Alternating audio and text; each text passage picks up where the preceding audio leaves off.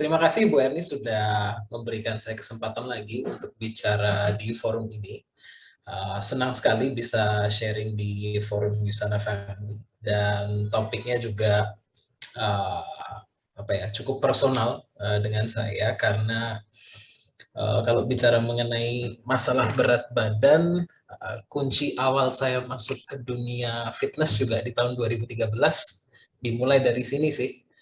Dalam waktu 21 hari, 3 minggu bisa naik 15 kilo, coba diet kiri kanan sana sini tidak berhasil, ternyata setelah ditelusuri kuncinya ada di tidur. Dan kunci itu yang akan saya sharingkan pada hari ini. So thank you once again Bu Erni sudah mengundang saya. Yes, dipersilakan Coach untuk menjelaskan materinya. Oke, selamat malam semuanya. Perkenalkan, nama saya Vicky. Saya berasal dari kota Jogja dan saya adalah seorang certified fitness trainer, seorang pelatih kebugaran yang juga mendalami dunia nutrisi sebagai nutrition advisor, bukan nutritionist, ya hanya sebagai advisor saja, perannya berbeda. Dan saya juga mendalami dunia tidur sebagai sleep recovery coach, di mana sebagai seorang sleep recovery coach, fungsi saya adalah mengajarkan skill set dan membantu klien yang memiliki kesulitan tidur untuk bisa tidur kembali. Ya, tetapi lebih ke arah mengajarkan skill set melalui perubahan gaya hidup, bukan dengan memberikan obat. Jadi approach-nya berbeda antara sleep recovery coach dengan sleep doctor. Ya, approach-nya berbeda. Di kota Jogja, saya bersama dengan tim mengelola 2 pusat kebugaran. Selain itu, saya bersama 2 partner saya, kami adalah founder dari Simplified Fitness dengan tujuan untuk mempermudah fitness ya untuk masyarakat awam. Dan di Simplified ini tugas saya adalah sebagai Head of Sleep Program. Jadi kurikulum edukasi dan program-program yang berhubungan dengan dunia tidur saya yang bertanggung jawab. Jadi tugas saya membuat orang tidur. Oke. Dan ya, saya seorang MBA, ya seorang MBA yang memiliki gelar sebagai konsultan keuangan, tetapi sekarang ngajarin orang gimana caranya tidur. Ya, jadi jurusan yang sangat berbalik, but ya, I found my calling di dunia tidur. Ya. Untuk hari ini kita akan banyak berdiskusi mengenai diet dan tidur. Kita akan melihat prinsip-prinsip dasar diet itu apa. Kita juga akan melihat hubungan antara diet dengan tidur itu apa, dan bagaimana tidur yang tidak optimal itu bisa mempengaruhi tingkat kesuksesan dari diet. Dan nanti terakhir kita akan melihat bagaimana sih caranya supaya kita itu bisa tidur dengan optimal. Ya, dengan 7 langkah mudah. Ya, kita mulai dari yang pertama, kita lihat dulu apa sih sebetulnya diet. Pemahaman dasar diet itu apa? Prinsip-prinsip dasar diet itu apa, dan strategi supaya kita bisa sukses di program diet.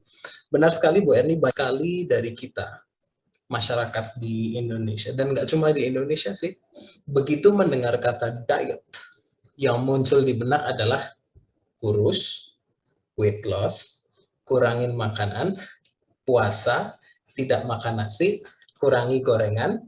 Ya.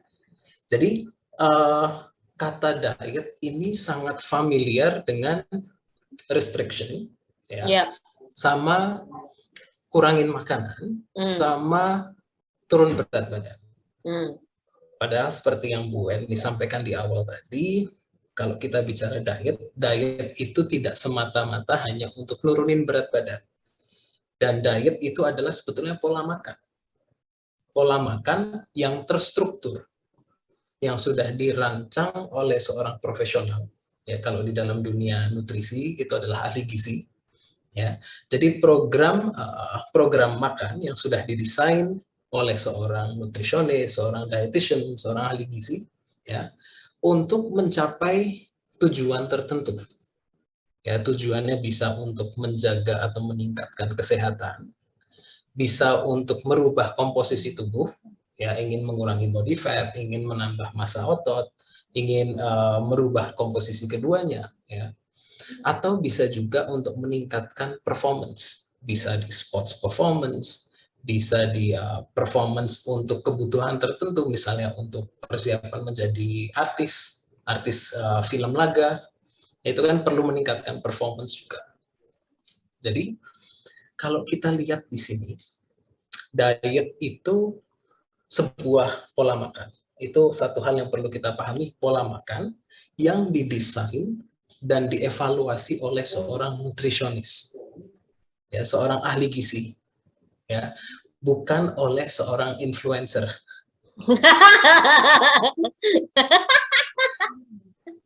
Tetapi kalau influencernya adalah Ahli ahli gizi. gizi, it's fine, ya kan? Kenapa perlu dipahami? Karena yang namanya diet itu sangat individualistik. Apa yang saya butuhkan akan berbeda dengan apa yang Anda butuhkan.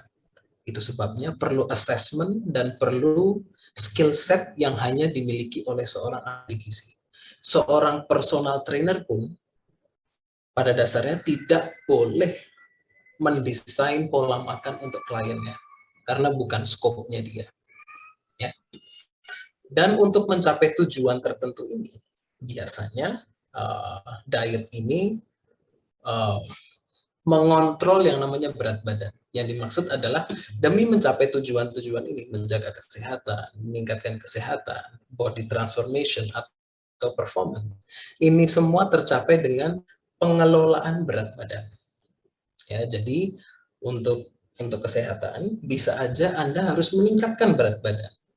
Karena tidak semua yang kurus sehat. Yes, setuju. Ya. Bisa aja untuk melakukan body transformation, Anda harus menambah massa otot, Anda harus naikin berat badan.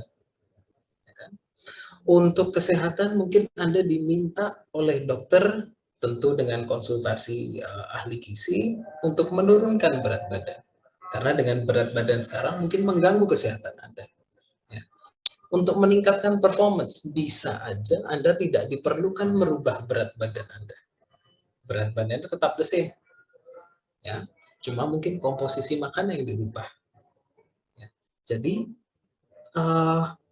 yang namanya diet tidak melulu mengenai pengurangan berat badan. Dan kalau kita bicara mengenai weight management, kembali lagi approach-nya juga ada 3. Ya.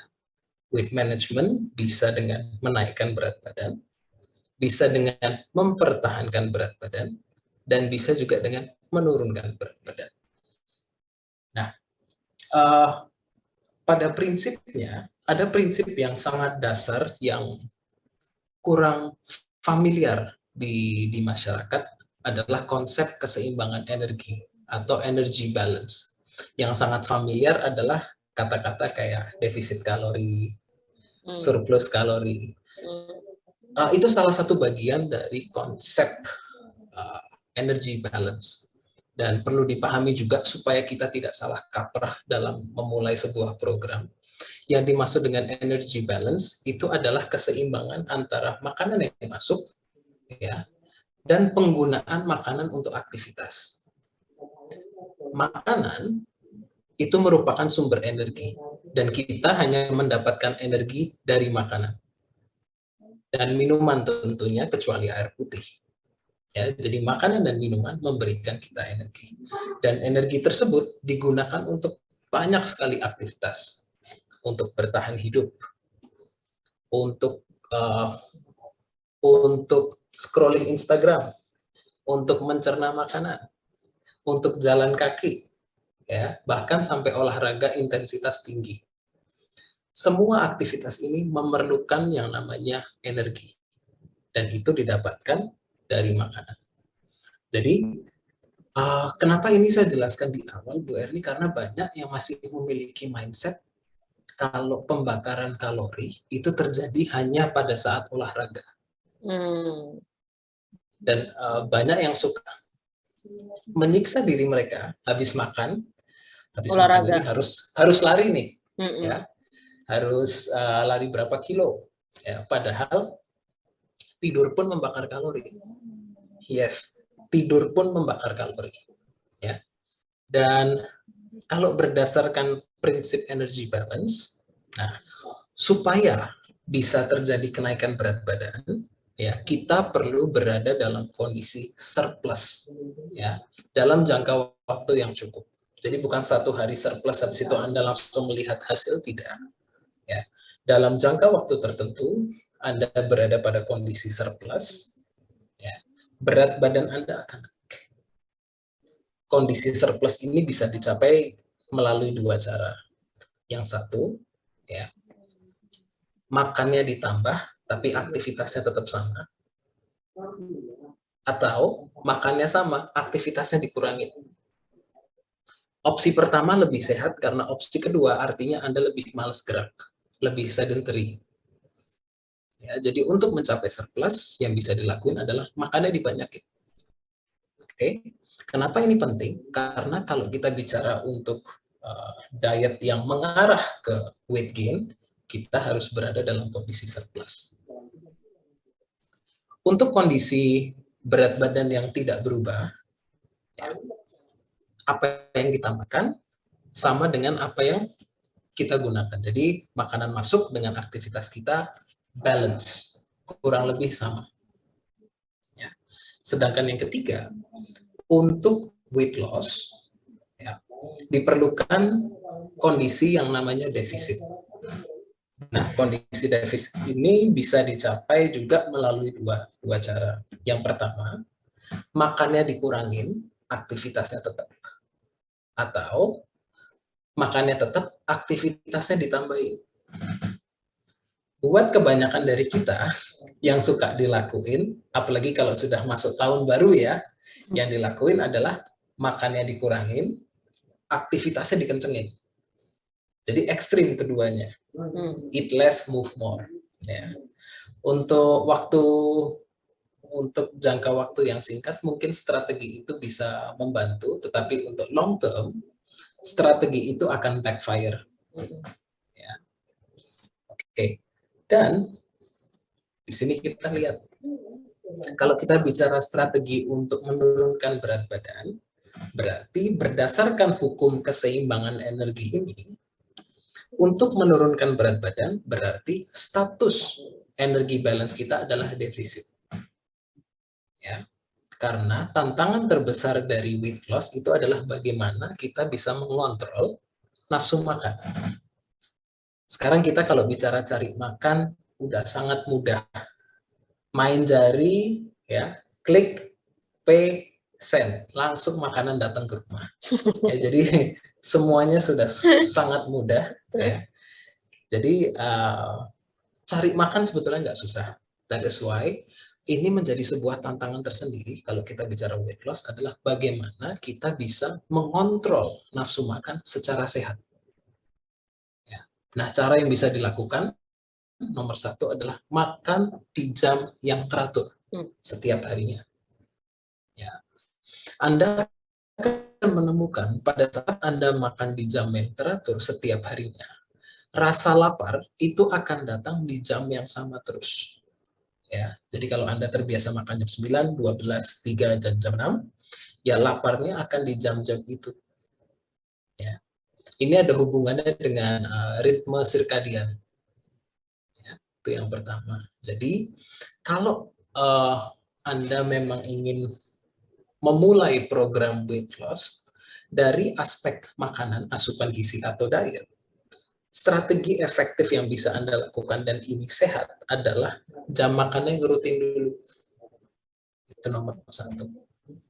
Kedua, asupan sayuran, buah-buahan, protein itu ditingkatkan. Kenapa? Karena mereka adalah jenis makanan yang bikin kenyang. Kenyangnya lama, jadi nggak cepat lapar. Ya. Selain itu, mereka memiliki kandungan gizi yang tinggi. Ya. Selain Anda kenyang, Anda tidak cepat lapar, kandungan gizinya terpenuhi, craving Anda akan ditekan. Karena salah satu penyebab craving adalah asupan gizi yang tidak optimal. Ya. Nah, makanan sumber sayur-sayuran dan buah-buahan dan protein, minum minuman yang zero kalori, air putih, teh tawar, ya, black coffee, itu bisa menjadi pilihan minuman Anda.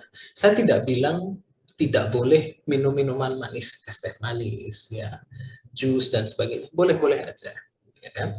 Cuma yang perlu dipahami adalah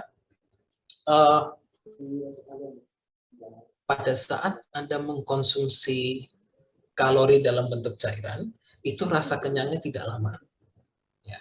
Dibanding makanan solid atau whole food, sumber kalori dari cairan itu kenyangnya tidak lama. Sedangkan kita ingin mengontrol nafsu makan. Kalau kita sumber kalorinya dari sumber yang cair, takutnya rasa kenyangnya itu tidak bertahan lama. Ya. Setelah itu tetap rutin olahraga, ya, karena rutin olahraga juga bisa membantu mengontrol appetite. Selain itu, rutin olahraga juga bisa membantu Anda untuk mendapatkan tidur yang cukup. Ya. Perbedaannya dengan weight gain, untuk meningkatkan berat badan, di sini perbedaannya ada di sini. Konsumsi makanan yang tinggi nutrisi dan tinggi kalori. Ya. Ada kalau di dunia gizi ada yang namanya nutrient dense food sama energy dense food. Yep. Ya, di mana energy dense food seperti kayak buah-buahan seperti alpukat, terus daging-daging yang berlemak, ya. Tentunya dengan mindfulness ya, juga jangan terlalu over. Mereka akan memberikan asupan kalori yang cukup dengan zat gizi yang cukup. High palatable artinya lebih ke arah makanan-makanan yang gurih, yang enak, ya. Ada yang langsung ngidam mie begitu ngelihat ini? Iya, enak tuh, Indomie goreng. Indomie goreng pakai telur. Atau enggak Indomie rebus. Terus jangan takut-takut mengkonsumsi liquid kalori. Saya memiliki beberapa klien yang ingin menambah massa otot, tetapi makannya terlalu bersih. Semuanya direbus. Clean eating, ya. Clean eating. Salah satu yang menjadi concern karena makanannya banyak direbus dan secara nutrisi dia dapat, tetapi tidak cukup untuk mencapai kondisi surplus. Itu sebabnya naik berat badannya juga susah. Ya. Jadi kalau untuk surplus, ya, bagaimana caranya kita bisa men-trigger rasa lapar. Sedangkan kalau untuk defisit, bagaimana cara kita mengontrol nafsu makan. Ya. Tentu olahraga yang teratur juga dan sufficient sleep. Nah, hari ini yang kita bicarain adalah bukan jenis diet yang bakal bisa sukses itu apa, terus jenis latihan yang bisa mensukseskan diet itu apa, tidak. Karena di sini kita lihat ada kunci penentu berikutnya, yaitu tidur. Selama ini, kalau kita bicara kesuksesan turun berat badan atau naik berat badan, yang dibicarain cuma diet, olahraga. Diet, olahraga. Sedangkan ada faktor ketiga yang hampir tidak pernah dibicarakan, tetapi menjadi penentu, which is sleep. Ya. Tidur itu merupakan kunci penentu kesuksesan diet Anda. Ya. At least, mungkin beberapa dari teman-teman, saya tidurnya berantakan juga tetap melihat hasil tuh. Yes, mungkin Anda melihat hasil. Tetapi yang biasa terjadi adalah proses diet atau journaling pada saat Anda memprioritaskan tidur. Ya. Yang kedua, hasilnya tidak maksimal. Kenapa saya bisa bilang ini? Karena berdasarkan pengalaman pribadi yang 2 kali terjadi di mana saya tidurnya berantakan dan beratnya bisa naik 10-15 kilo. Saya sudah coba mati-matian untuk diet, puasa dan sebagainya, olahraganya saya tingkatin. Memang saya mengalami penurunan berat badan, tetapi prosesnya jadi painful. Nah, kenapa bisa painful? Ini. Nah, ini adalah data-data yang saya dapatkan dari beberapa, sudah banyak studi yang membicarakan mengenai ini. Hari ini saya masukkan 4 studi. 5 studi. Ya. Dan 5 studi mengatakan bahwa saat kita deficient sleep, yang terjadi apa? Pada saat kita kurang tidur, nafsu makan kita kontrol oleh hormon ghrelin dan leptin. Ghrelin adalah hormon rasa lapar, leptin adalah hormon yang mensinyalkan bahwa kita sudah kenyang. Ya. Pada saat kita tidurnya kurang, dan kurang di sini adalah 5,5 jam dan ke bawah, ada perubahan di kedua hormon ini. Ghrelin mengalami kenaikan sebesar 28%, artinya kita tambah lapar. Ya. Leptin mengalami penurunan sebesar 18%, artinya sudah makan banyak, tidak kunjung kenyang. Ya. Rasa lapar mengalami peningkatan 24%. Ya. Dan kalau berdasarkan jumlah kalori yang akhirnya masuk, ya, terjadi peningkatan hampir 600 kalori per harinya. Artinya, pada saat kita tidak mendapatkan tidur yang cukup, ya, probabilitas kita untuk makan lebih semakin tinggi.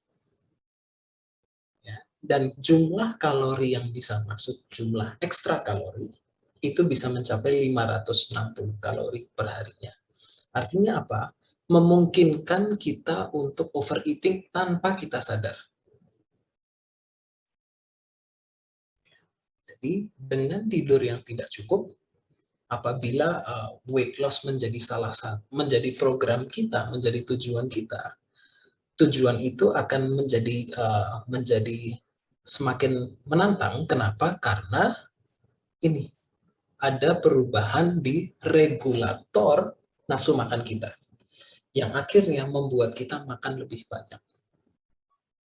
Nah, dari jumlah kalori yang masuk, di sini kita lihat bahwa ya, ada satu studi yang membuktikan bahwa dengan tidur di bawah 5,5 jam dan kurang dari itu, terjadi peningkatan asupan kalori di sore hari sebesar 297 kalori.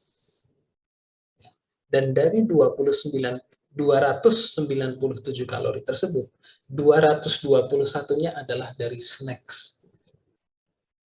Snacks itu adalah makanan-makanan tinggi karbo atau tinggi lemak di sini. Comforting food. Ya.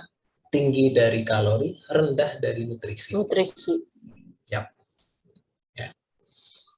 Nah, dan dikarenakan pada saat kita kurang tidur, otak kita menjadi aktif. Yang dimaksud dengan aktif adalah lebih impulsif. Ada bagian dari otak kita yang disebut dengan prefrontal, yaitu bagian otak kita. Otak yang bisa diajak rasional. Ya. Fungsi rasional dari otak kita, pada saat kita kurang itu mengalami penurunan. Kita semakin sulit untuk mengambil keputusan yang sifatnya rasional. Sedangkan ada satu bagian di otak kita yang disebut dengan amigdala, itu mengalami peningkatan. Amigdala ini sifatnya yang reaktif. Ya, aktivitas amigdala semakin naik. Artinya apa? Pada saat kita kurang tidur, akan semakin sulit untuk kita memilih makanan berdasarkan rasional. Ya, kita tidak rasional dalam memilih makanan, kita akan mencari makanan yang comforting.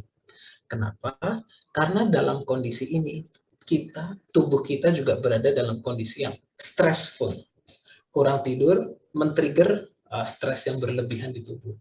Dan pada saat kita dalam kondisi stres, kita akan mencari makanan yang comforting buat kita. Dan makanan yang comforting itu biasa didapatkan dari makanan yang tinggi karbo, atau tinggi lemak, atau tinggi dua-duanya. Bu Erni, kalau misalnya saya tanya, pada saat Anda sedang stres, let's say, dikejar deadline, kayak apalagi pekerjaan, stres pekerjaan, Anda akan lebih prefer cari yang rebus-rebus atau yang goreng-goreng? Yang goreng-goreng dong pasti. Yang enak itu kan goreng-goreng campur tepung ya? Iya, yang gurih. Betul banget. Yes. Which means calorie dense food. Preferensi kita terhadap makanan yang tinggi kalori, rendah nutrisi mengalami kenaikan. Ya. Dan ini semua bukan karena kita nggak punya willpower, tetapi karena tidur kita kurang. Ya. Dan biasanya kalau tidur kita kurang, mood kita juga keganggu. Ya. Dan kita merasa bahwa I am not strong enough. Yang disalahin akhirnya diri sendiri. Karena mood kita tidak stabil, kita impulsif dalam memilih makanan, kita larinya ke makanan yang membuat kita comfort, dan itu biasanya dari makanan gurih, makanan manis, ya. Dan sudah ada studi yang membuktikan. Selain itu, kalau kita lihat dari body composition, dari komposisi tubuh, ya, biarpun berat badannya turun, let's say, berat badannya turun, tetapi komposisinya akan mengalami perubahan yang cukup signifikan. Pada saat kita turun berat badan, kita berharap yang turun itu adalah lemak, excess body fat, ya kan? Dan kita tidak berharap massa otot kita turun, karena kita tahu memiliki massa otot yang cukup itu beneficial untuk jangka panjang. Ya. Nah, pada saat kita kurang tidur, let's say kita tetap mengalami penurunan berat badan. Angka di timbangan, ya tetap turun. Tetapi komposisi yang turun lebih banyak dari massa otot dibanding body fat. Ya. Dan apa yang bisa terjadi kalau ini kita jadikan habit? Berat badan tetap turun tapi tidur kita tidak dijaga. Lama-kelamaan ini bisa men-trigger sebuah fenomena yang disebut dengan skinny fat. Yep. Jadi berat badan Anda turun, Anda lebih ringan, tetapi let's say energi Anda menurun. Ya. The body is not tone, not firm. Ya. Jadi perlu kita pahami bahwa yang turun itu lebih banyak dari massa otot dibanding body fat. Dan juga apabila untuk menaikkan berat badan, biasa yang dicari adalah kenaikan dari massa otot, bukan kenaikan dari body fat. Nah, pada saat kita memiliki goal untuk menaikkan berat badan, yes, memang akan ada massa otot yang bertumbuh, yes, tetapi 30% lebih sedikit dibanding pada saat Anda mendapatkan tidur yang cukup. Jadi bagi teman-teman yang ingin menaikkan berat badan, proses naiknya akan sangat-sangat sulit. Karena pada saat tidur itulah massa otot dibangun.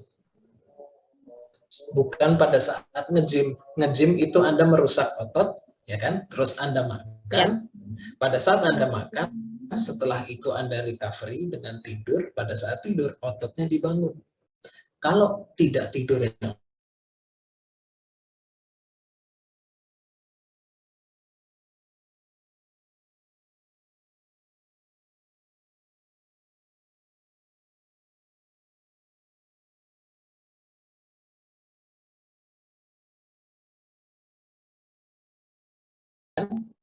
terus kalau udah capek, moodnya keganggu, yang di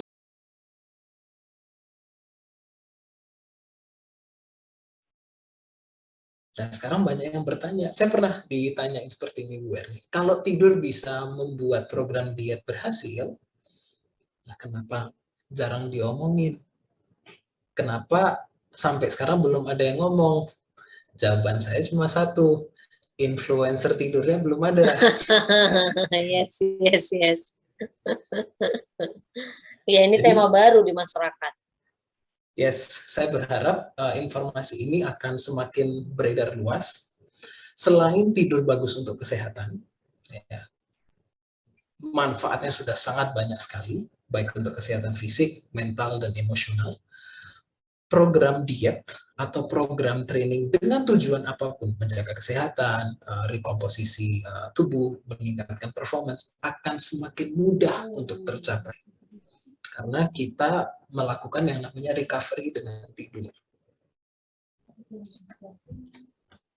Nah, sekarang kita lihat caranya bagaimana sih supaya bisa tidur yang optimal. Caranya ada 7 langkah mudah. Ya, ini saya sebut dengan sleep hygiene, di mana sleep hygiene ini bicara mengenai habit-habit, kebiasaan, dan lingkungan ruang tidur agar tidur kita bisa optimal. Ya. Yang pertama, supaya tidur kita bisa optimal, jadwalnya teratur. Sama seperti makan tadi. Untuk mengontrol nafsu makan, ya, miliki jam makan yang teratur. Setiap harinya kurang lebih jamnya sama. Sama dengan tidur, setiap hari miliki jam tidur dan jam bangun tidur yang sama. Mau itu Senin, mau itu Sabtu, mau itu Minggu. Ya. Kenapa? Karena jadwal yang teratur itu akan mempermudah proses tidur. Ya. Pada saat Anda sudah memiliki jadwal yang teratur, akan semakin mudah rasa ngantuk itu, dan Anda akan semakin tahu, oh ini udah jamnya tidur. Badan Anda akan memberikan sinyal dan kurang lebih di jam yang sama. Ya, itu yang pertama. Yang kedua, exposure terhadap cahaya terang di pagi siang hari dan kurangi exposure terhadap cahaya terang di sore malam hari. Kenapa? Karena tubuh kita, ritme sirkadian kita yang mengontrol kapan kita bangun, kapan kita tidur, itu influencer terkuatnya adalah cahaya terang. Jadi yang mempengaruhi jam tidur bangun, ya, yang paling kuat itu adalah cahaya terang. Pagi hari, ya, saran saya adalah kejar matahari. Jadi begitu Anda bangun, ya, dalam setengah jam, ya, kalau bisa sebelumnya, Anda silahkan keluar, cari matahari, 5-10 menit. Tujuannya bukan untuk vitamin D yang saya maksud. Yang saya maksud adalah untuk memperkuat sinyal atau memperkuat ritme sirkadian. Ya. Pada saat mata kita terekspos dengan cahaya terang, dan yang saya maksud dengan terekspos adalah bukan menatap matahari, tapi melihat ke langit-langit, ya, cahaya yang masuk ke mata itu akan dirubah oleh otak menjadi sinyal ke seluruh tubuh. Hey, ini saatnya bangun. Saatnya beraktivitas. Ya. Anda akan semakin segar, Anda akan semakin fresh, Anda akan semakin fokus. Di sisi lain, kalau sudah sore ke malam hari, kurangin exposure atau paparan terhadap cahaya terang. Supaya apa? Itu akan dikirimkan kembali oleh mata menjadi sebuah sinyal ke otak dan akan dikirimkan ke seluruh tubuh bahwa tubuh kita itu sebetulnya pinter banget. Sudah ada timer kapan bangun, kapan tidur. Dan yang mempengaruhi faktor paling kuat adalah cahaya. Oke. Terus ruang tidur yang nyaman dan alat tidur yang nyaman. Ruang tidur yang adem, tidak terlalu panas, ya. Terus tidak berisik. Terus ya tidak berisik, tidak banyak cahaya yang masuk, ya. Karena ada yang bisa sensitif dengan cahaya, karena setiap orang memiliki sensitivitas yang berbeda-beda, ya. Terus alat tidurnya juga yang nyaman untuk profil tubuh Anda. Ya.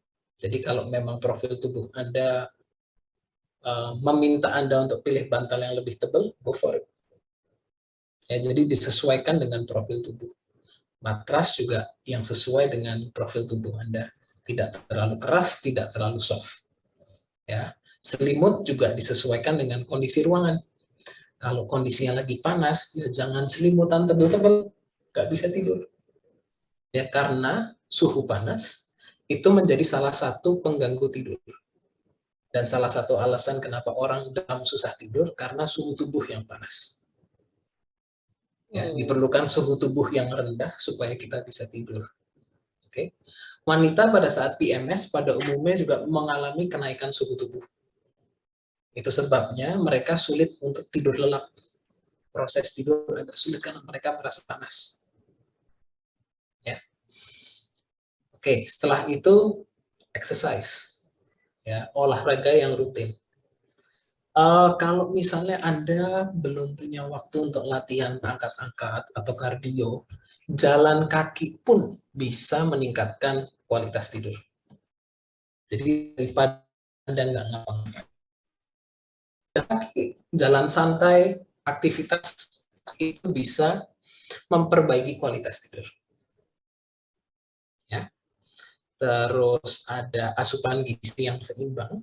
Kenapa di sini saya bilang asupan gizi yang seimbang? Ya, karena pada saat kita bicara tidur, kita semua familiar dengan hormon yang namanya melatonin. Melatonin adalah hormon yang mempersiapkan kita tidur. Nah, melatonin ini diproduksi oleh otak. Tapi melatonin ini punya bahan baku. Bahan bakunya didapatkan dari L-tryptophan. L-tryptophan adalah asam amino yang kita dapatkan dari makanan.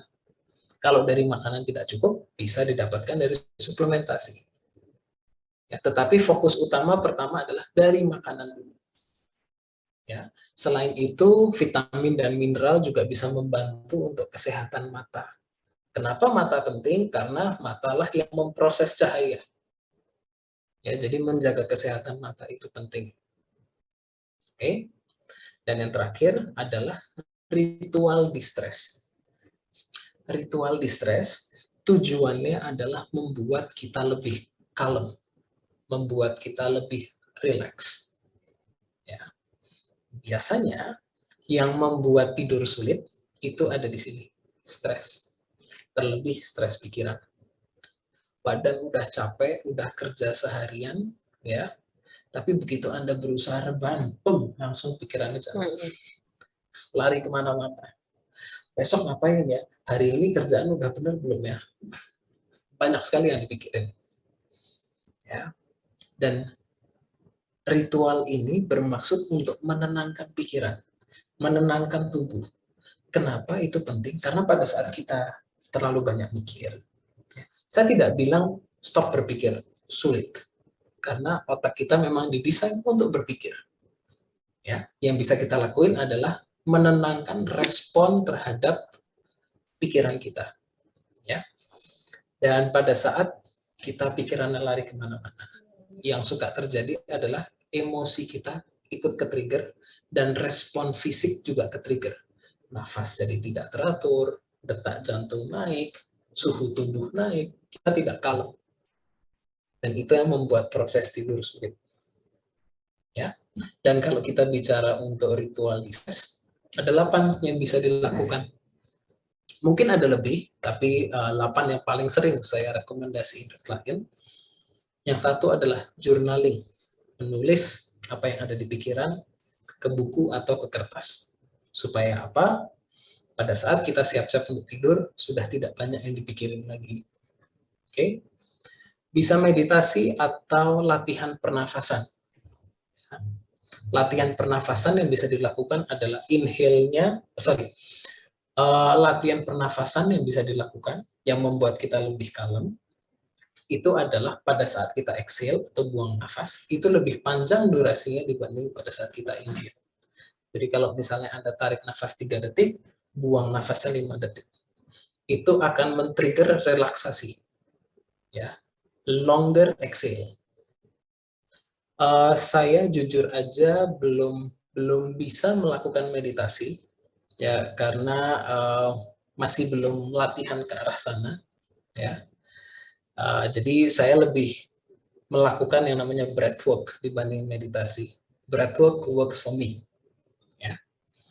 Terus bisa baca buku, aromaterapi dengan aroma-aroma yang harum yang membuat tubuh kita semakin rileks. Di air hangat membuat kita lebih rileks, ya. Stretching, kalau misalnya badan kita kaku habis latihan berat hari itu, ya ada DOMS, ya merasa pegel-pegel, ya merasa stiff, bisa di stretching. Ya, kelamaan duduk juga bisa membuat hip kita tight, bisa di stretching. Ya. Berhubungan seks dengan pasangan, ya, atau media consumption, mindful media consumption.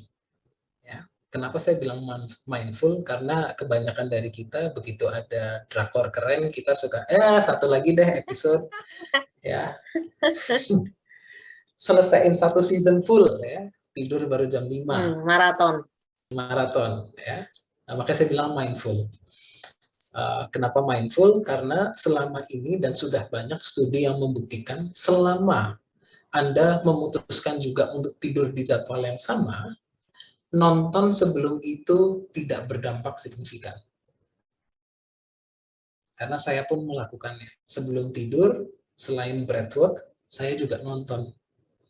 Jam 11 sampai setengah 12 saya nonton, setengah 12 saya siap-siap tidur. Dan biasanya kurang lebih 10 menit saya sudah bablas. Ya.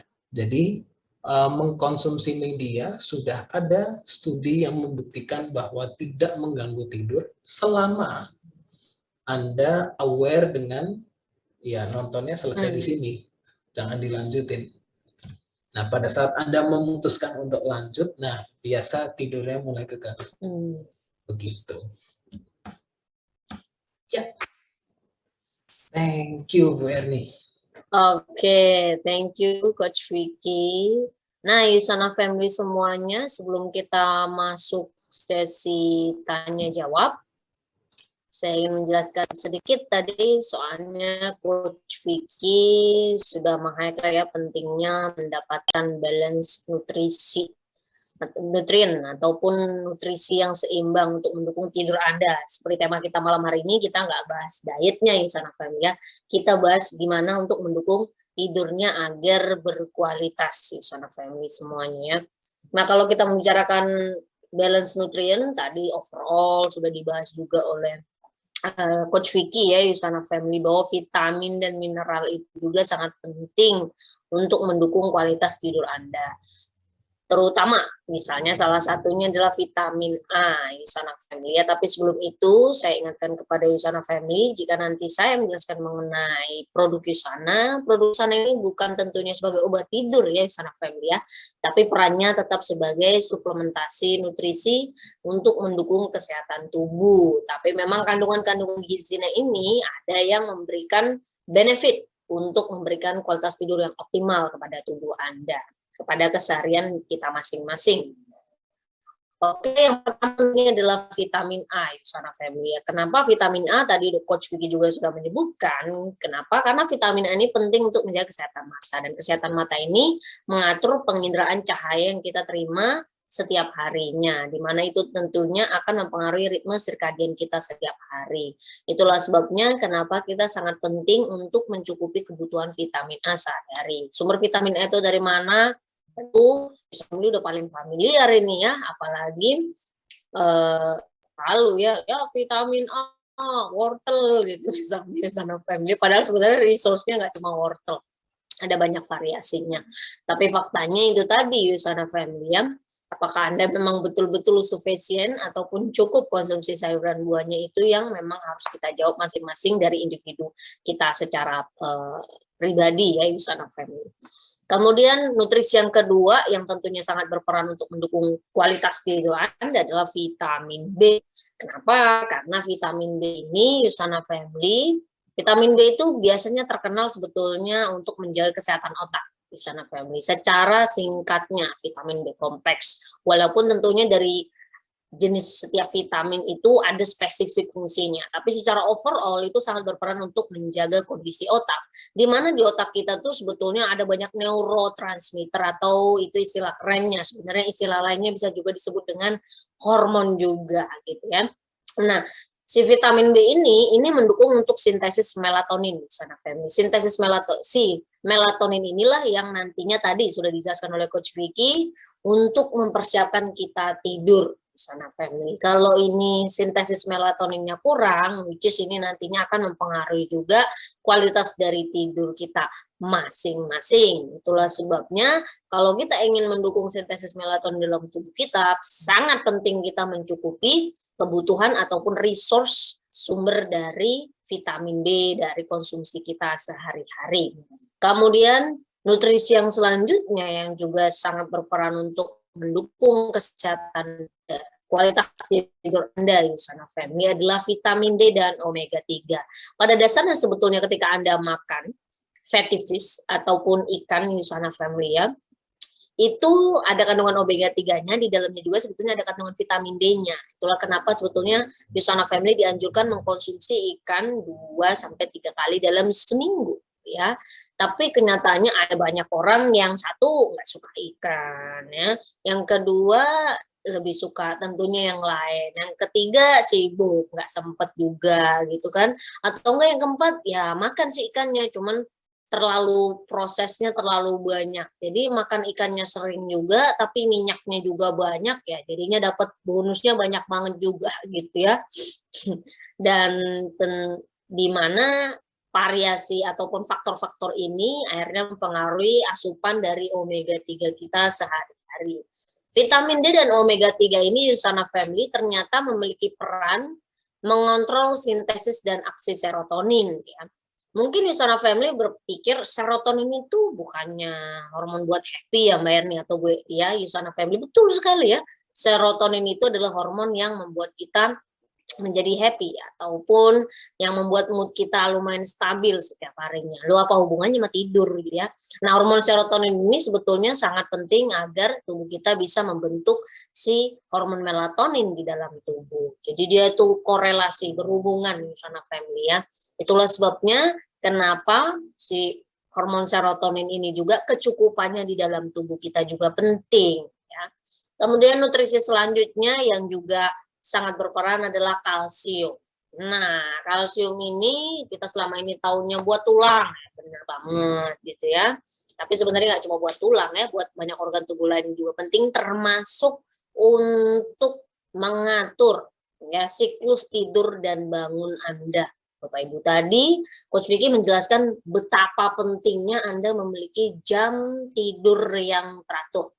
Kenapa ya? Karena itu sebetulnya akan jam tidur yang teratur ini berarti secara perlahan nanti juga tentunya akan menjadi suatu habit dan akan mendukung kesehatan Anda secara optimal. Nah, salah satu zat gizi yang berperan untuk mengatur jam siklus tidur dan bangun Anda, selain tentunya tadi dari habit, kita melakukan beberapa meditasi ataupun tips-tips tadi, nutrisi kalsium ini juga sangat berperan ya. Kenapa ya? Karena ternyata si kalsium ini memiliki peran penting untuk memproduksi melatonin. Itu sana family ya. Bahkan kalau kalsium ini dia langsung untuk produksi melatoninnya, tapi aktivasi tritofan. Di sana family tadi Coach Vicky juga ada menjelaskan peran dari si asam tritofan ini yang bisa didapatkan dari makanan.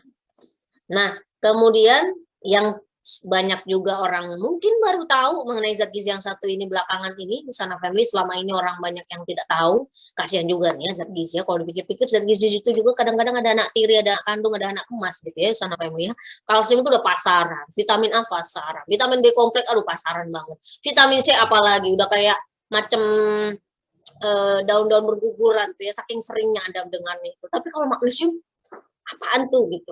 Mungkin orang tahu, ada juga yang nggak tahu. Kalau jurusan IPA minimal tahu gitu ya, karena itu kan termasuk logam ya. Tapi jadi kok logam, mineral memang betul ya maksudnya seperti itu. Jadi magnesium ini dibutuhkan tubuh memang jumlahnya tidak seperti kita membutuhkan seperti makronutrisi, family. Tapi magnesium ini sangat penting karena Bapak Ibu bisa lihat pada layar, mengatur waktu tidur, efisiensi tidur, wah, dan juga bahkan mengatur konsentrasi melatonin dan kortisol. Nah, kalau kita mau tidur, kalau Yusana Family yang mengikuti sesi-sesi kita sebelumnya bersama dengan Coach Vicky, beliau juga sudah menjelaskan bahwa agar kita bisa tidur optimal itu balancing pada waktunya ya, maksudnya harus ada waktu yang tepat gitu ya, melatoninnya harus naik, kortisolnya harus turun. Nah kalau kebalikannya kita nggak bisa tidur. Nah yang mengatur ini salah satunya regulatornya adalah magnesium. Bapak Ibu ya, Yusana Family semuanya. Itulah sebabnya kenapa sangat penting Anda mencukupi kebutuhan magnesium, zat gizi unik yang satu ini. Which is ini juga magnesium itu kenapa sangat penting Yusana Family ya, karena dia sebetulnya kofaktor. Kofaktor itu istilah simpelnya kita Bapak Ibu bisa pahami sebagai yang membantu banyak reaksi, banyak sistem di dalam tubuh Anda, lebih dari 300. Ya, jadi lebih dari 300 reaksi yang terjadi dalam tubuh Anda agar kita bisa staying alive dan bisa mendapatkan kesehatan yang optimal, itu 300-nya lebih itu dipengaruhi oleh magnesium. Salah satunya ternyata adalah tidur kita. Kemudian dan tentunya yang terakhir yang ternyata berperan juga sangat penting untuk menjaga kualitas tidur Anda adalah serat, ya Sana Family. Serat ini mungkin Bapak Ibu sudah sering mendengar probiotik, apalagi kalau sering nonton TV itu ya. Korban iklan, bukan Bapak Ibu ya. Enggak. Jadi di TV kita sering mendengar istilah probiotik. Probiotik itu kan bakteri baik yang bagus untuk kesehatan usus kita.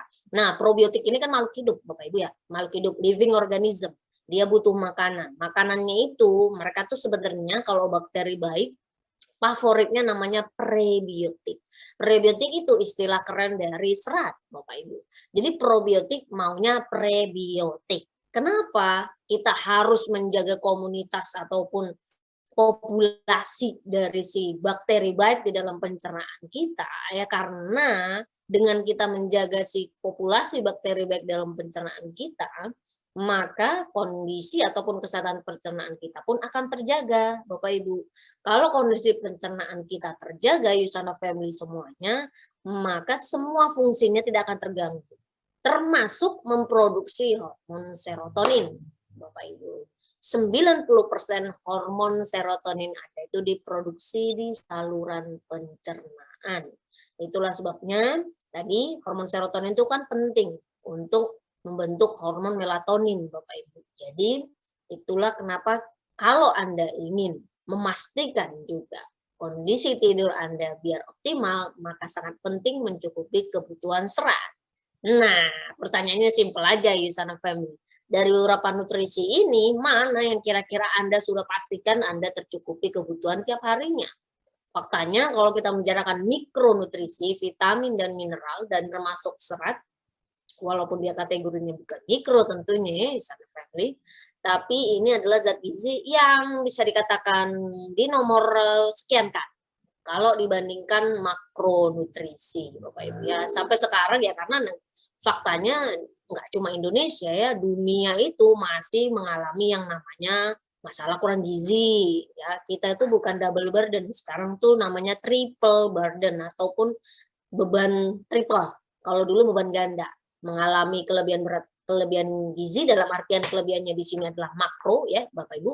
Kurang gizi di sini juga adalah makro juga, dan yang parahnya lagi adalah minim mikronutrisi. Itulah masalah yang sering dihadapi faktanya masyarakat kita saat ini. Itulah kenapa ya, karena pola makannya balik tadi.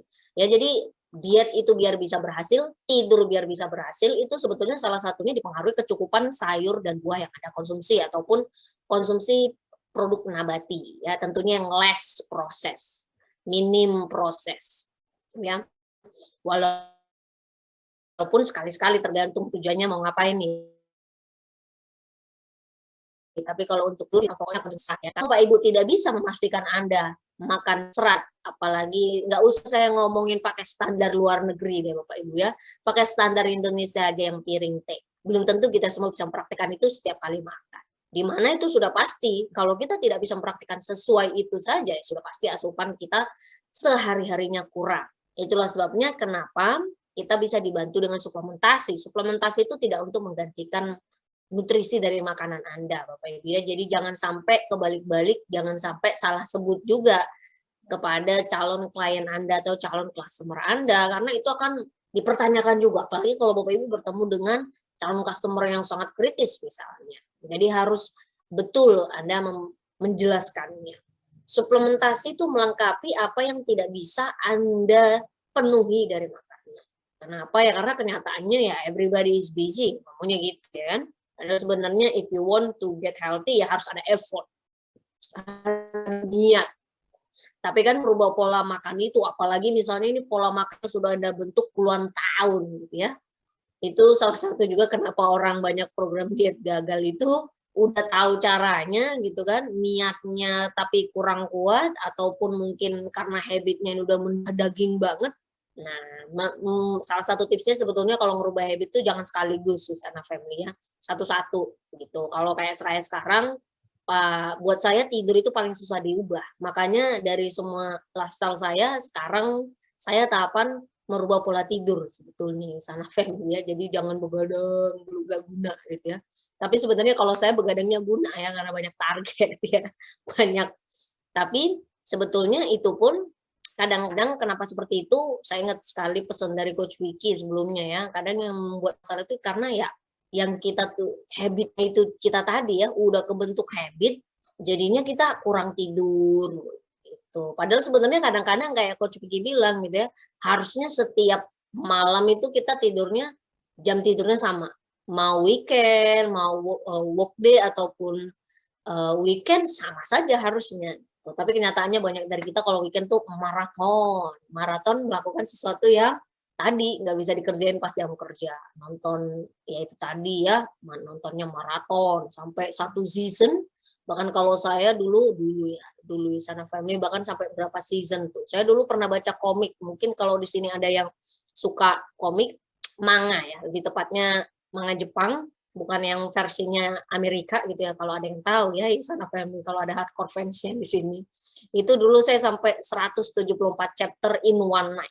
174 chapter, 174 bagian dalam satu malam. Itu saya tipikal sangat menyukai membaca, aktivitas membaca ya Sana Family. Jadi kalau udah penasaran itu harus difinishin. Itu nggak habit bagus. Kalau dulu masih muda kuliah ya nggak apa-apa gitu ya. Sekarang juga masih muda lah ya. Tapi maksudnya kan dengan usia kita bertambah harusnya kita tahu diri.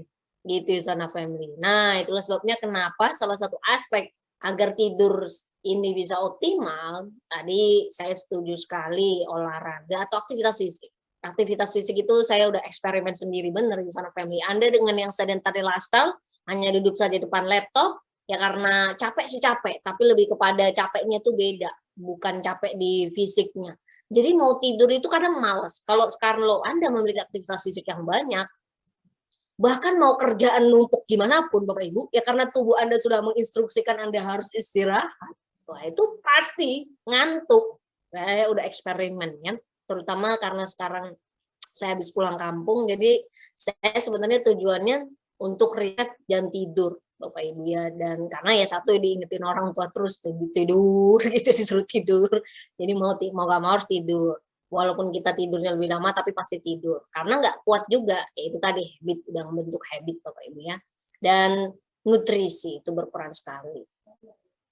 Nah, salah satu nutrisi yang sangat membantu kualitas tidur Anda adalah suplementasi Bapak Ibu. Nah, di Usana sendiri mana kandungan yang nutrisinya, kandungan nutrisi di dalamnya bisa mendukung untuk kualitas tidur Anda. Itu seperti yang Bapak Ibu lihat pada layar. Yang pertama adalah produk Cellsential, ini produk utamanya Usana atau bintang film utamanya. Karena di sini sebetulnya ada vitamin, mineral, dan juga antioksidan yang lengkap sekali. Termasuk tadi nutrisi yang sudah saya jelaskan di awal, vitamin A, B, D, kalsium, magnesium. Sedangkan produk yang kedua juga yang sudah pasti sangat mendukung sekali untuk kualitas dan optimal tidur Anda adalah Magnekaldi. Di dalamnya tiga nutrisinya magnesium, kalsium, vitamin D semuanya berperan untuk mendukung tidur Anda. Ya. Dan kemudian nutrisi selanjutnya adalah Biomega. Biomega ini kalau dia bekerja sama ini tadi yang penting untuk mendukung apa tadi Bapak, hormon serotonin ya. Dan hormon serotonin ini mempengaruhi pembentukan hormon melatonin dalam tubuh Anda. Dan yang terakhir adalah Fiber-G. Wah, ini masih kemasan lama nih ya. Kemasan terbarunya sekarang warna biru, ada birunya di sana Family ya. Ini kandungan serat. Nah, serat di dalam Fiber-G ini yang membuat keren Usana Family adalah karena seratnya lengkap. Ada serat larut, ada serat tidak larut. Serat larut dan tidak larut itu apa Bapak Ibu? Secara simplify, ada serat larut air, ada serat tidak larut air. Ya, jenisnya berbeda-beda. Fungsinya juga sebetulnya ada yang sama, ada yang berbeda. Tapi pada prinsipnya, kedua serat ini sangat bagus untuk menjaga kesehatan pencernaan Anda. Di mana pencernaan yang baik itu mempengaruhi produksi hormon serotonin yang akan mempengaruhi tidur Anda, siklus bangun tidur Anda, Bapak Ibu ya. Oke, itu saja untuk produk yang Bapak Ibu bisa rekomendasikan, terutama untuk klien-klien Anda mungkin yang memiliki concern ataupun yang ingin memiliki kualitas tidurnya yang lebih optimal, bisa dipilih dari beberapa produk ini. Tentunya tetap dengan memperhatikan dari lifestyle-nya yang lain ya, aktivitas fisik, makannya, dan tadi tips-tips yang dari Coach Vicky sudah sebutkan. Oke, itu sharing sedikit dari saya. Kita masuk ke sesi tanya jawab Usana Family semuanya. Jadi kalau ada pertanyaan dari Usana Family terkait bagaimana hubungan dari tidur dan sukses keberhasilan diet Anda atau segala sesuatu yang Anda ingin ketahui tentang tidur, Bapak Ibu bisa langsung ketik di kolom chat. Kita akan langsung tanya jawab dengan Coach V. Yes. Oke. Yes, ini kembali lagi dengan Coach Vicky. Nah, tadi saya Coach dengar itu paling saya ingat banget tuh aktivitas fisik kalau sekarang ya. Itu tadi Coach yang saya cerita. Saya sekarang sebetulnya lagi di kampung, Coach. Lagi di kampung. Ya, lagi mudik gitu ya kan. Tapi bukan cuti, work from kampung namanya, Coach. WFK ya. Selama ya, work from kampung pokoknya gitu. Selama jaringan internet ada, anywhere you can do it gitu. Nah, itu di rumah ya beda ya. Kalau saya tinggal sendiri di Jakarta itu ya saya kerja mulu gitu depan laptop. Kalau saya nggak sengaja niatin ngelakuin exercise atau apapun itu yang nggak ada. Sebetulnya benar-benar sedentary lifestyle.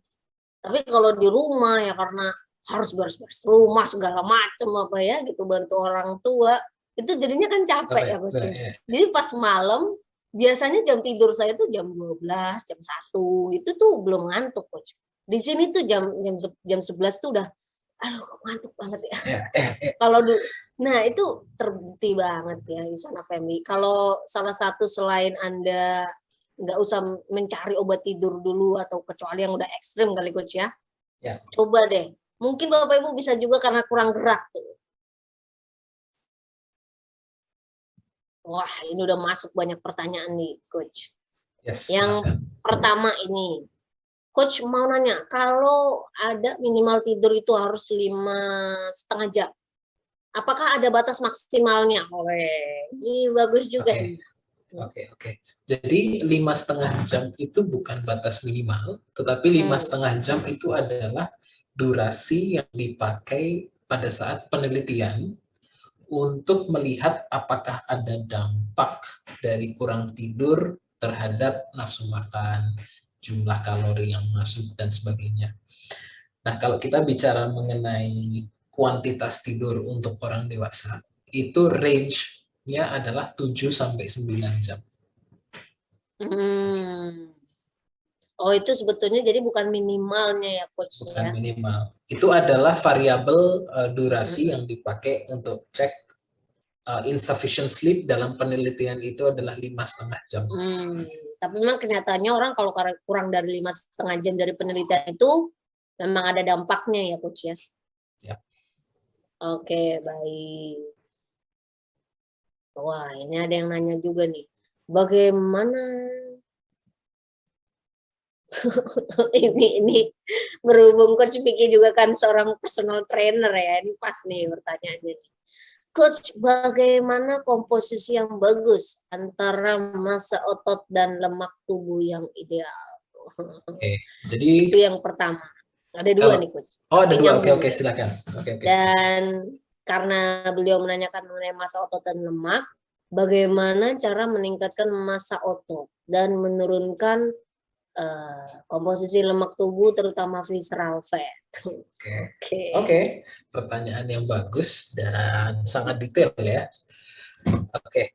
Jadi kalau kita bicara mengenai komposisi yang ideal, kita di sini bicara ideal untuk kategori apa? Untuk kategori sehat, fit, atletis, atau apa? Ini sekarang kita bicara kategori sehat aja. Kalau kita bicara kategori sehat, Bu Erni, untuk cowok, body fat itu range-nya di angka 20%. Nah, kalau untuk cewek, body fat 30%. memang ada perbedaan komposisi body fat untuk pria dan wanita. Wanita memang didesain untuk lebih banyak memiliki body fat dibanding pria. Lebih empuk gitu ya coach ya. Untuk enggak juga sih. untuk alasan reproduksi. Yes, betul. Reproduksi. Mm-mm. Dan Betul kalau sekali. ditanya bagaimana cara bisa membangun massa otot, menurunkan body fat, dan juga apalagi tadi visceral fat. Yap. Cowok pada umumnya pada saat mereka menumpuk lemak itu larinya kebanyakan di belly, di perut. Kalau cewek di lower body dan biasa di payudara. Tetapi pada saat cewek sudah menopause, itu karena faktor hormonal, menurunnya hormon estrogen, itu membuat penyimpanan lemak juga sudah mulai lari ke atas, ke bagian belly. Biasanya penyimpanan body fat ke belly itu biasanya di-trigger oleh release of cortisol yang berkepanjangan. Jadi stres yang berkepanjangan itu men-trigger release of cortisol yang menyebabkan penyimpanan body fat di daerah belly. Jadi kalau untuk nurunin visceral fat salah satunya ya kurangin stres. Bagaimana cara kurangin stres? Tidur yang cukup. Bagaimana cara meningkatkan massa otot? Latihan beban. Ya, latihan bebannya juga yang cukup intensif sesuai dengan kapasitas Anda di saat itu.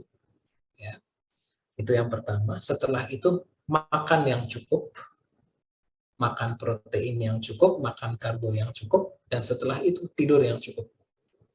Ada sebuah penelitian yang meneliti selama 10 minggu, selama 10 minggu yang diteliti adalah pria-pria yang melakukan resistance training, latihan angkat beban, dan dibagi jadi 2 kelompok. Yang satu hanya fokus pada latihan, dan kelompok berikutnya fokus pada latihan dan tidur. Mereka-mereka yang tidur, yang memprioritaskan tidur juga, itu mengalami peningkatan massa otot sebanyak 30%. 30% lebih maksimal gains-nya dibanding mereka yang tidak memprioritaskan tidur. Itu. Jadi kata kuncinya untuk bisa membangun massa otot ada 3. Latihan yang cukup, latihan beban, ya. Makan yang cukup, tidur yang cukup, dan yang keempat sabar. Karena proses membangun massa otot itu tidak mudah. Jadi ya perlu waktu. Itu tuh keempat itu termasuk kuncinya Sabar. juga tuh coach ya. Kalau tidurnya cukup, sabarnya itu bisa cukup tinggi. Betul. Karena secara emosional kita tidak meluap-luap, kita rasional. Jadi lebih stabil. Betul. Lebih stabil. Benar banget. Orang kalau tuh makanya tuh Istana Family kalau sering tidur tuh orangnya sering senggol bacok. Ya kalau kurang tidur gitu kan langsung gitu kan udah keluar tuh taringnya semuanya ya. Dan biasa Bu Erni kalau kita tidurnya nggak optimal itu kan karena ada fungsi kognitif yang akhirnya kena dampak ya. Kita mau latihan maksimal juga nggak bisa. Apalagi kalau latihannya bersifat teknikal kayak misalnya Olympic weightlifting di mana perlu fokus pada teknik akan sulit karena kita secara kognitif itu nggak mau diajak berpikir karena lagi capek. Apalagi kan technical and strategical, wah udah pasti berpengaruh banget tuh ya. Ya, itu sebabnya pada saat Anda kurang tidur, tetapi ingin melakukan aktivitas fisik, kurangi intensitas, sama kurangi technicality-nya dikurangin. Jadi jangan yang terlalu teknis, jangan terlalu berat. Yang penting ada gerakan. Misalnya cuma stretching aja hari itu juga nggak apa-apa. Yang penting ada gerakan. Yes.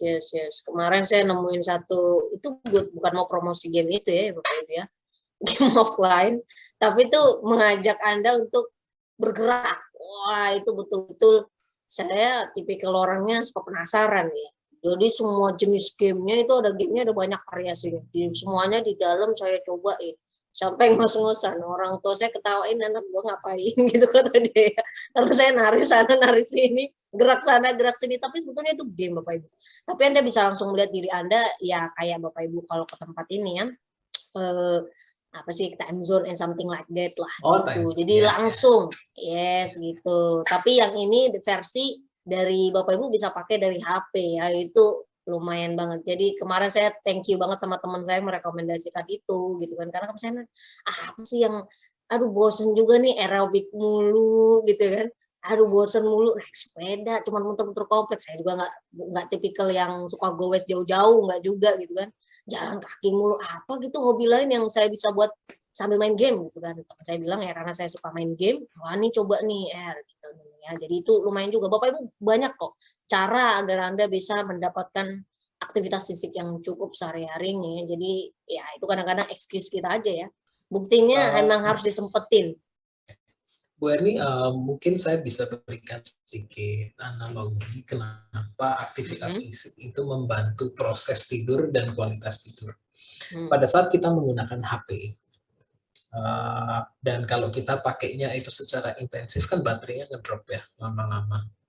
Dan setelah baterainya low, kan HP akan memberikan sinyal saatnya charging. Ya battery is low, saatnya charging. Tapi kalau misalnya handphonenya ini kita setting di airplane mode dan kita nggak pakai, perlu di charge nggak? Baterainya kan nggak ngedrop.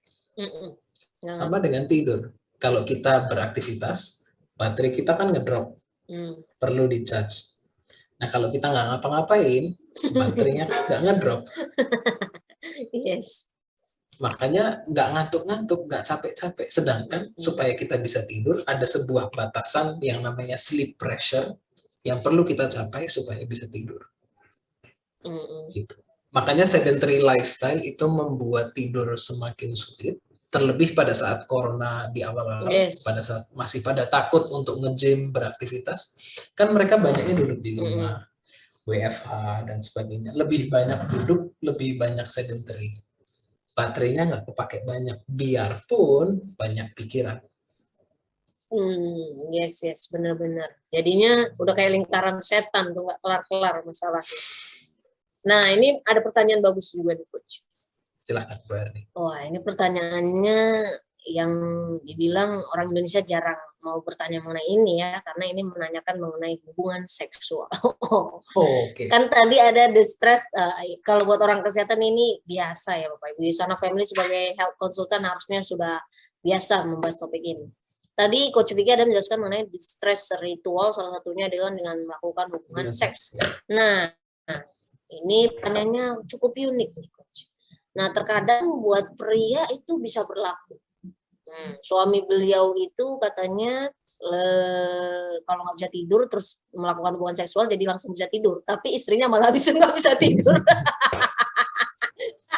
Apakah ada perbedaan antara pria dan wanita untuk dalam hal ini? Wah, kalau sampai bicara mengenai respon tubuh itu bukan bidang saya. Tetapi pada saat kedua pasangan itu saling berhubungan seks dan masing-masing merasakan manfaat hingga klimaks, ya, itu kan terjadi yang namanya reaksi hormonal yang cukup tinggi. Oksitosin keluar, happy hormonnya keluar, semua ada prolaktin juga jika saya tidak salah, yang membuat tubuh itu langsung otomatis relax. Nah, biasanya kalau cowok itu kan lebih cepat dibanding cewek. Nah, kalau cewek tidak kunjung datang, ya buat mereka frustrasi. Jadi ya dua-duanya harus sama-sama happy sih. Yes. Wah, ini cocoknya kita mengundang Dokter Boyka nih Bapak Ibu ya. Nanti apa saya undang lagi nih ya. Tapi yang saya pernah baca juga, Bu Eni, kurang tidur, ya mungkin secara durasi dapat ya 6, 7, 8 jam. Tapi kan kualitas juga penting. Kualitasnya. kurang tidur dari segi kualitas mempengaruhi hubungan seks. Oh, Jadi seks bisa mempengaruhi kualitas tidur bisa mempengaruhi kualitas hubungan seks. Oke. Wow, yes, yes, iya. Gimana kalau mau itu biar optimal gitu ya? Ngantuk, maksudnya udah lemes, ya, karena sering begadang ya, udah gak kepikiran pasti Bapak Ibu juga. Wah, itu mempengaruhi banyak aspek jadinya di rumah tangga ya. Makanya penting juga nih, tentunya Ihsan apa yang bisa semuanya. Oke. Nah, ini sering ini Coach pertanyaan ini juga. Tadi karena Coach Vicky mengatakan salah satu aspeknya adalah latihan beban. Nah, latihan beban yang cocok untuk usia di atas 60 tahun itu seperti apa ya, Coach? Jadi, apakah ada perbedaan antara yang muda sama yang udah lansia? bisa diulang lagi pertanyaannya? Oke. Tadi kan Coach Vicky menjelaskan salah satu yang mempengaruhi kualitas tidur itu adalah bukan kualitas tidur, menurunkan massa lemak dan menaikkan massa otot dengan kita latihan beban. Nah, latihan beban yang cocok dilakukan oleh usia 60 tahun, itu kira-kira seperti apa, Coach? Apakah ada perbedaan atau sama saja dengan yang masih muda? Oke, jadi yang kalau dibilang dari jenis gerakan, kurang lebih sama. Tetapi dari segi intensitas, dari segi persiapannya itu berbeda. Karena gini, semakin kita naik usia, akan terjadi penurunan fungsi sendi-sendi, mobilitas, dan sebagainya. Ya kan? Dan bagi orang yang berusia 60 ke atas, mereka mengalami penurunan kekuatan, penurunan massa otot secara natural yang disebut dengan sarkopenia. Ya.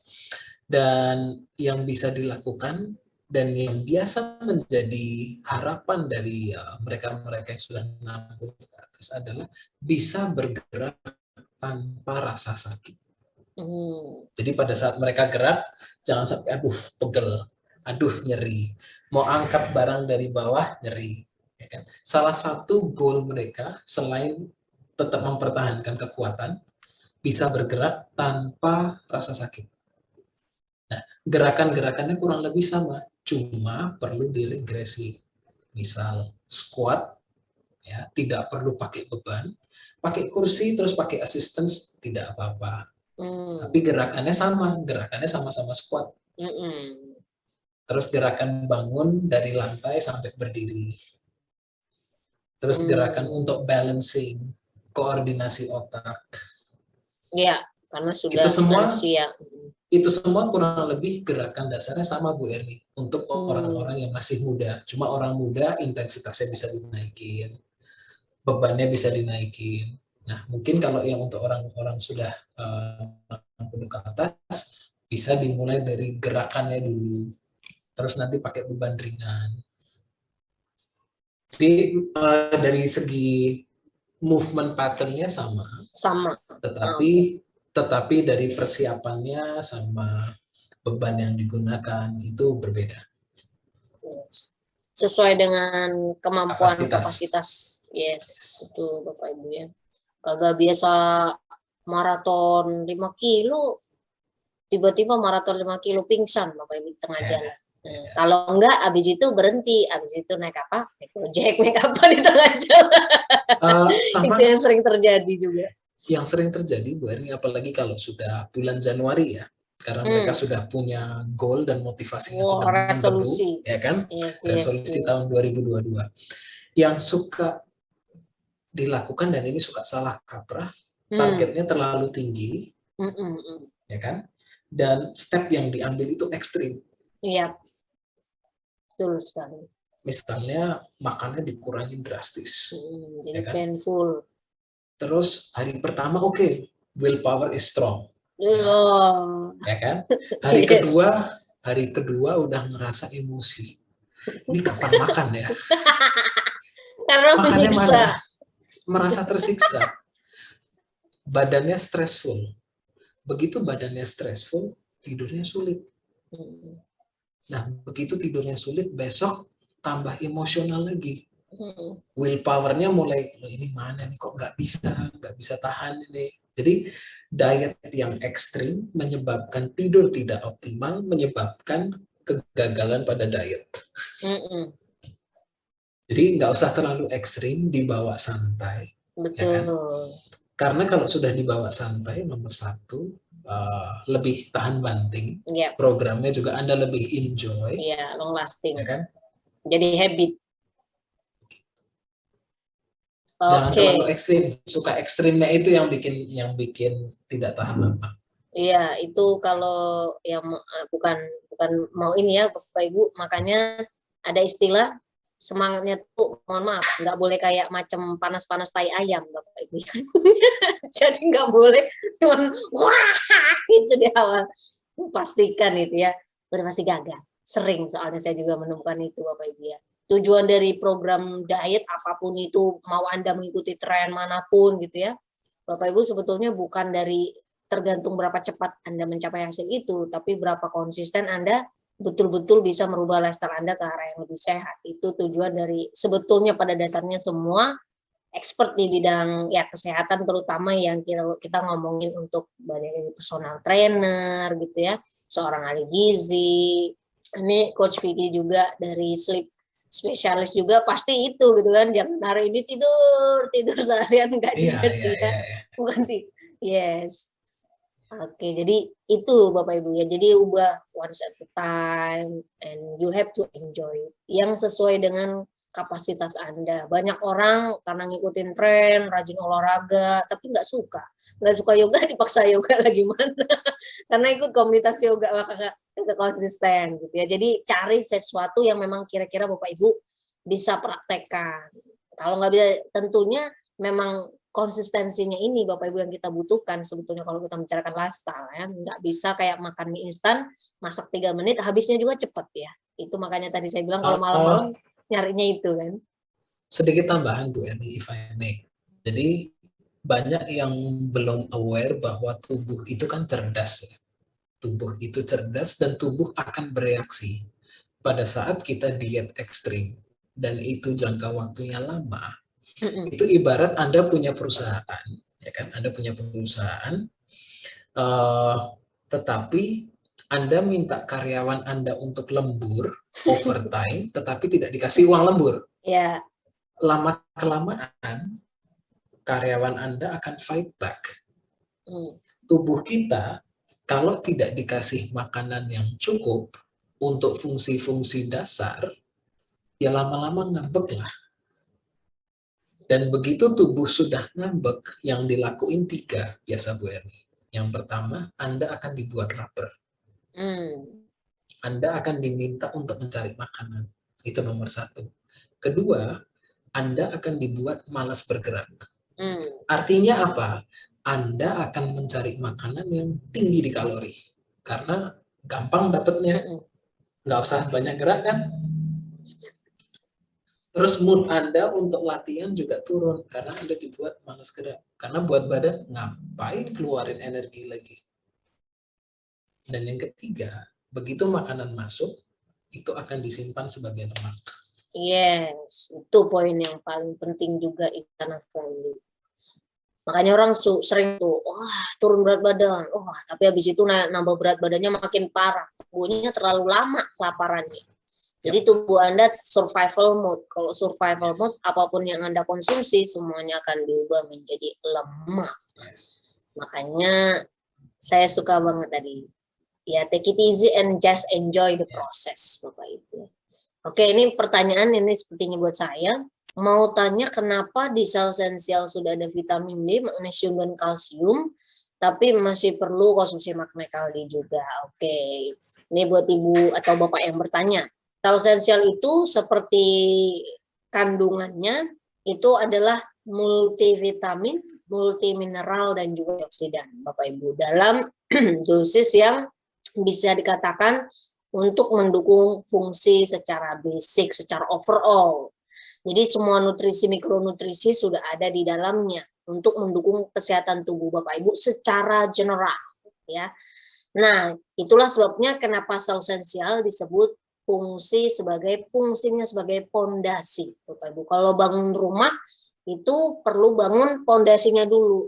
Saya belum pernah nemu orang bangun rumah tiba-tiba bangun atapnya dulu. Kagak jadi ya. Pasti bangun pondasi dulu Bapak Ibu. Ya, sel esensial itu sifatnya seperti Bapak Ibu bangun pondasi rumah. Penting ya. Suatu kekokohan rumah Anda itu tergantung dari pondasi yang Anda bangun. Itu adalah peran dari sel esensial. Ini saya buat analoginya biar Bapak Ibu semua lebih paham. Sedangkan McNicaldi dan produk-produk yang lain seperti Biomega, Fibergy, walaupun kandungannya misalnya seperti McNicaldi itu ada kemiripan, ada bahkan apa yang ada di McNicaldi itu ada pada di sel esensial. Tapi McNicaldi, Biomega dan lain itu kategorinya sebagai kita sebut dengan optimizer yang mengoptimalkan lebih lanjut dan juga sebagai pelengkap Bapak Ibu. Kenapa? Kalau Anda bangun rumah, pasti Bapak Ibu butuh bangun dindingnya, atapnya, lantainya. Kalau Bapak Ibu cuma bangun tiang doang, kagak jadi rumahnya. Jadinya apa? Bahkan balai-balai pun nggak jadi Bapak Ibu ya, soalnya atapnya aja nggak ada. Ya, jadi nutrisi itu sebetulnya ketika kita membicarakan zat gizi Bapak Ibu, zat gizi itu ada namanya kebutuhan gizi minimum yang harus Bapak Ibu cukupi. Kalau kebutuhan Bapak Ibu tercukupi, apa yang Anda makan sudah tercukupi kebutuhan minimumnya, ya memang yang dilakukan tubuh Anda hanya menjalankan fungsi minimal, which is itu fungsi hanya untuk survival, Bapak Ibu. Dia tidak akan membicarakan kesehatan optimal. Kalau Bapak Ibu ingin, misalnya vitamin C fungsi basicnya apa sih Bapak Ibu? Fungsi vitamin C itu kan banyak, untuk menjaga daya tahan tubuh, untuk menjaga kesehatan jantung, biar Bapak Ibu nggak sariawan, misalnya seperti itu ya. Biar sariawan terutama scurvy. Kemudian belum lagi untuk menjaga kesehatan kulit. Kalau Bapak Ibu ingin mendapatkan fungsi, misalnya contoh fungsi dari vitamin C, ingin mendapatkan semua benefitnya, ini dibagi-bagi nih, dibagi-bagi ke kulit, bagi-bagi ke jantung, dibagi-bagi ke organ tubuh yang lain, dibagi-bagi ke sistem imun, tapi Bapak Ibu cuma minumnya misalnya kebutuhan minimal 90 mg. Ya nggak cukup. Gimana ceritanya sekuprit buat hasil banyak Bapak Ibu, makan sepiring dibagi buat sekeluarga tetap aja lapar. Prinsipnya seperti itu Bapak Ibu ya. Jadi McNicaldi ini walaupun kandungannya sama seperti sel esensial, tapi fungsinya itu untuk mengoptimalkan fungsinya lebih lanjut, untuk melengkapi apa yang Bapak Ibu sudah tanam nih basicnya. Itu perannya Bapak Ibu ya. Itu yang pertama. Yang kedua, karena kebutuhan tiap orang itu bisa berbeda-beda Bapak Ibu. Ada individu tertentu memang asupan magnesium atau kalsium atau vitamin D-nya lebih minim dibandingkan orang lain. Which is kalau Bapak Ibu pengen lebih tahu tentu memang itu harus ngecek ke lab dan itu memang hasilnya ya tentu lumayan pricey ya kalau ngecek hal seperti itu. Dan pastinya selama Bapak Ibu konsumsinya ini udah kita hitung-hitung tentunya Yusana Family semuanya ya. Kenapa Yusana menciptakan produk dengan banyak variasi? Memangnya nggak bakal overdosis. Saya sering mendapatkan pertanyaan itu Bapak Ibu ya. Kalau Bapak Ibu sekiranya Anda minum semuanya pun dengan dosis optimal yang kita sudah sarankan dari saintis, itu tidak ada yang melebihi upper limit, batas optimal dari zat gizi yang harus dikonsumsi. Bapak Ibu dalam zat gizi itu ada istilah konsumsi minimum, jumlah optimal, dan jumlah maksimal itu ada. Yang biasanya harus sangat diwaspadai itu lebih kepada vitamin yang larut dalam lemak atau vitamin A, D, E, dan K. Nah, tapi itu pun dosisnya itu jauh Bapak Ibu. Anda minum semua produk Yusana Family, bahkan yang termasuk nggak cuma di Indonesia ya, Yusana Indonesia bahkan di luar negeri. Ketika Anda konsumsi semuanya pun itu tidak ada yang tentu sesuai dengan apa yang disarankan saintis ya, kecuali Bapak Ibu buat dosis aturan sendiri, yaitu beda case. Which is sebenarnya kalau Anda mau naikkan itu pun, kalau tidak untuk long term itu tidak masalah, karena kebutuhan orang pun berbeda-beda. Tapi kalau untuk maintenance jangka panjang ya Bapak Ibu, konsumsinya sesuai dengan apa yang sudah disarankan oleh ilmuwan ataupun saintis kita yang sudah meng-create atau membentuk formula dari produk ini. Gitu ya Bu ya. Jadi fungsinya itu Bu. Ya, jadi untuk yang tadi melengkapi biar lebih powerful fungsinya, yang kedua ya karena pada dasarnya kita punya habit beda-beda, punya lifestyle beda-beda. Tapi ketika Ibu mengkonsumsi dua-duanya sekalipun dengan dosis optimal, Ibu tidak perlu worry ya untuk kelebihan nutrisinya. Karena saya sering mendapatkan pertanyaan coach, nanti keracunan apa something like that. Saya sudah hitung manual Bapak Ibu ya.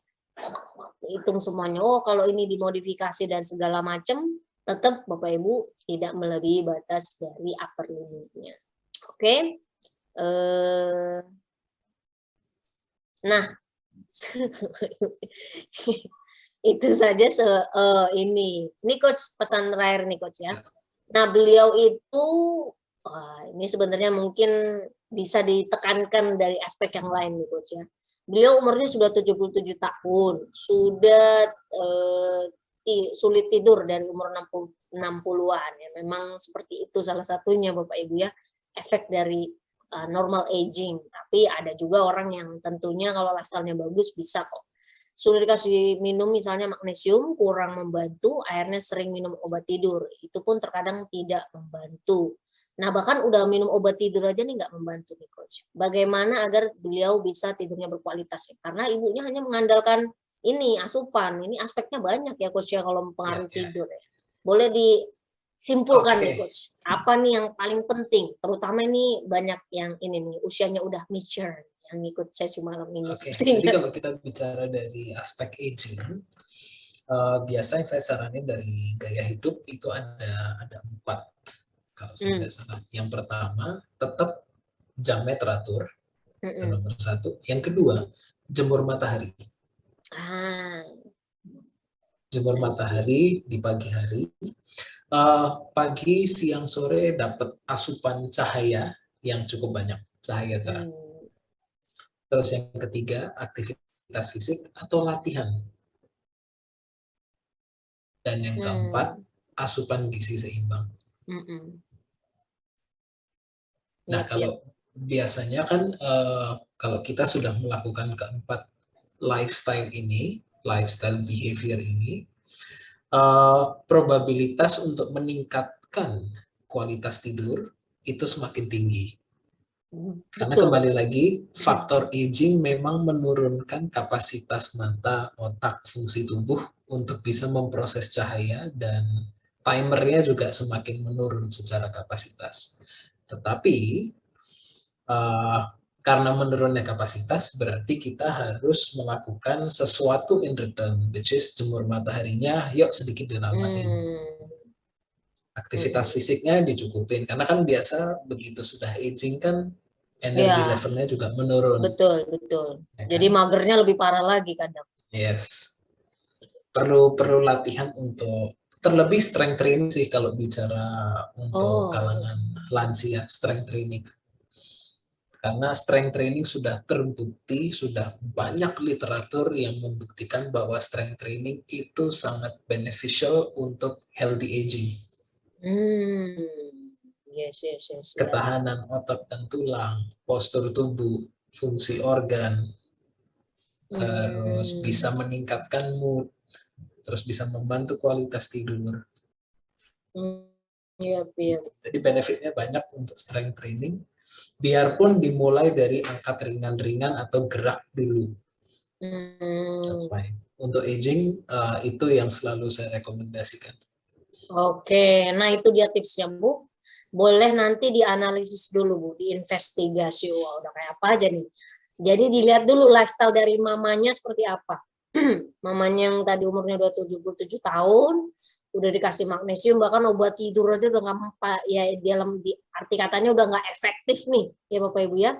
Apalagi kalau sudah sampai kecanduan obat tidur ya kalau bisa ya jangan tentunya ya.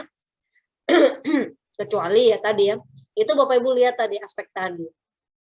Saya juga perhatikan ini sama orang tua saya ya. Orang tua saya juga umurnya sudah tidak muda lagi ya Bapak Ibu, tapi penampilannya, kita punya genetik memang penampilannya masih muda, bukan mau pamer kan. Ya, tapi secara genetik seperti itu ya. Tapi sebenarnya secara umur sudah cukup tua. Cuman uniknya antara ibu saya dengan bapak saya, karena bapak saya aktivitas fisiknya cukup, ya satu aspek aja nih. Tadi Coach Vicky juga mention ada 4 tadi ya. Satu aspek saja tercukupi, kemudian makannya juga tercukupi, 2 tuh ya. Jadi memang jadwal tidurnya tuh teratur gitu ya. Nanti jam sekian tuh pasti ngantuk, nanti jam sekian tuh pasti tidur gitu. Beda dengan ibu saya yang tadi kurang aktivitas fisik. Itu mempengaruhi ya Bapak Ibu ya. Nanti dilihat dulu nih buat maminya, buat ibunya Bu ya. Dilihat mana nih yang belum optimal gitu. Karena ya kita nggak mau juga sampai sangat terpaku sekali atau sangat ketergantungan sekali dengan obat ya. Jadi nggak bisa juga hanya mengandalkan zat gizi satu, ya apalagi tadi baru magnesium yang diminum Bu, seratnya gimana gitu ya. Itu pertanyaan saya juga kalau tadi ya. Oke Coach Vicky, thank you banget untuk sharing-sharingnya malam hari ini. Thank you very much. Saya selalu dapat banyak informasi yang tentunya saya harapkan bisa saya praktekkan juga secara buat saya pribadi dan bermanfaat untuk Yusana family semuanya.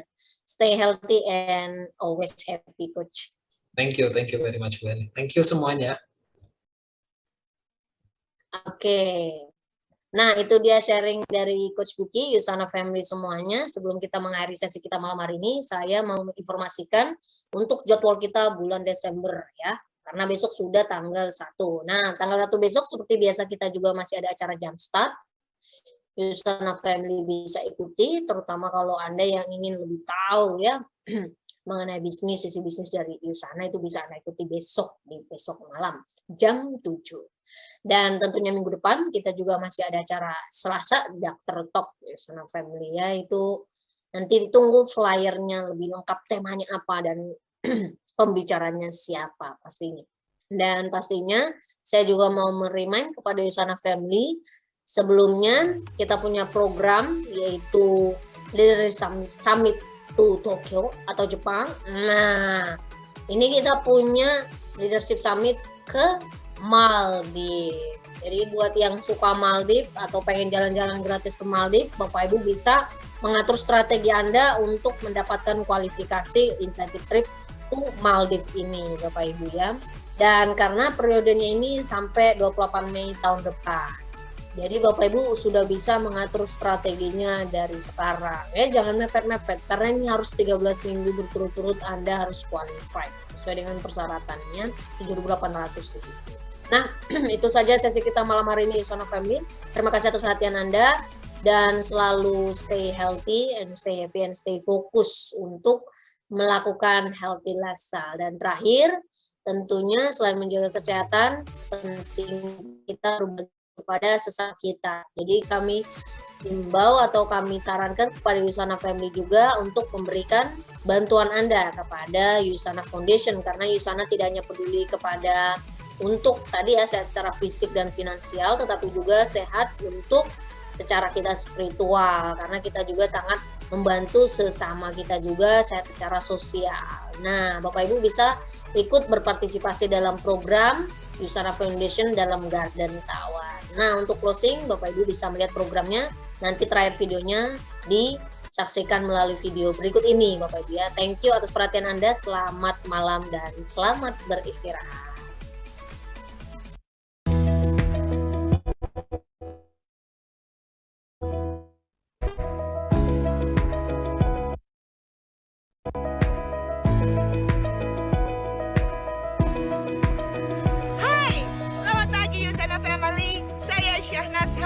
Paling senang ya kalau pagi-pagi seperti ini kita memiliki kesempatan untuk merawat tanaman yang ada di rumah, karena membuat tidak cemas, semua anggota keluarga terpenuhi gizinya sehingga mereka tumbuh dan berkembang secara optimal. Merawat tanaman di rumah pasti seperti layaknya merawat buah hati sendiri, penuh dengan kehati-hatian dan penuh dengan cinta kasih supaya mereka juga tumbuh dan berkembangnya dengan baik. Yusana Family, saya Syahnas Haq ingin mengajak Anda untuk ikut dalam program Garden Tower.